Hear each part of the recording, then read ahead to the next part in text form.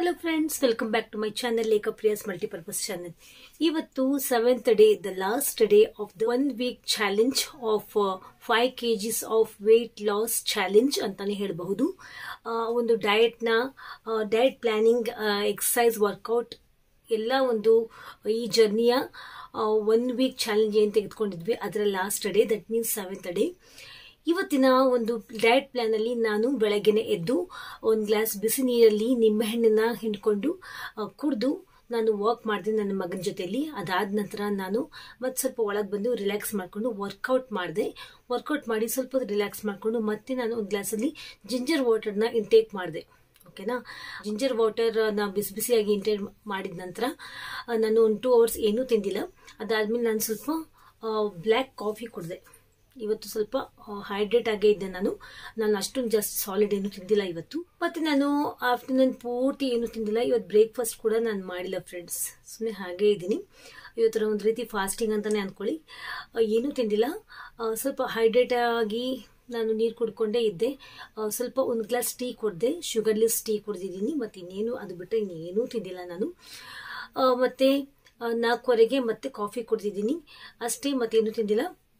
ಅದಾದ್ಮೇಲೆ ಒಂದು biscuit, sugarless biscuit ತಿಂದಿದ್ದೀನಿ. ನ್ಯೂಟ್ರಿ ಚಾಯ್ಸ್ ಬಿಸ್ಕೆಟ್ ಅಂತ ಸಿಗುತ್ತಲ್ಲ, ಅದು ಒಂದೇ ಒಂದು ಬಿಸ್ಕೆಟ್ ತಿಂದಿದ್ದೀನಿ ಅಷ್ಟೇ.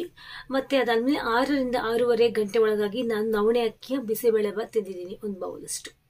ಅಷ್ಟು ಬಿಟ್ರೆ ಮತ್ತೆ ನಾನು ನೈಟ್ ಮತ್ತೆ ಬಿಸಿ ನೀರು ಕುಡಿದು ವಿತ್ ಜಿಂಜರ್ ವಾಟರ್ ಅಂತೀನಿ, ಜೀರಾ ವಾಟರ್ನ ಕುಡಿದು ನಾನು ಮಲ್ಕೊಳ್ತೀನಿ.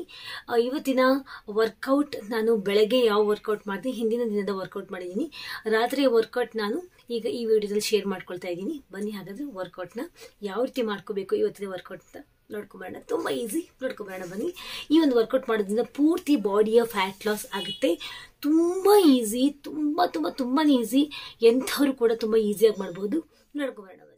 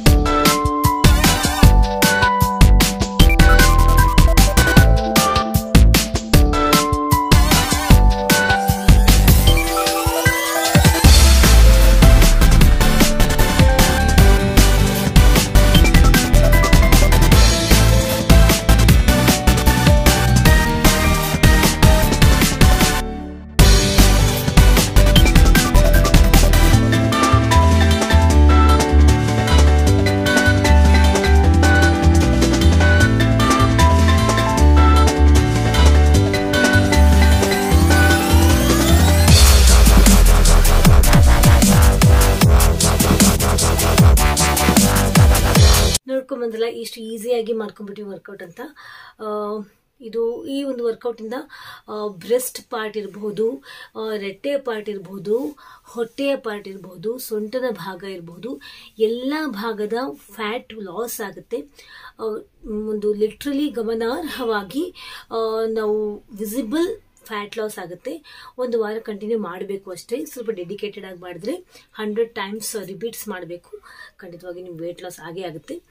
ಈ ರೀತಿಯ ವೇಟ್ ಲಾಸ್ ನಾನು 7 days ಇಂದ ನಾನು ಮಾಡ್ತಾ ಇದ್ದೀನಿ.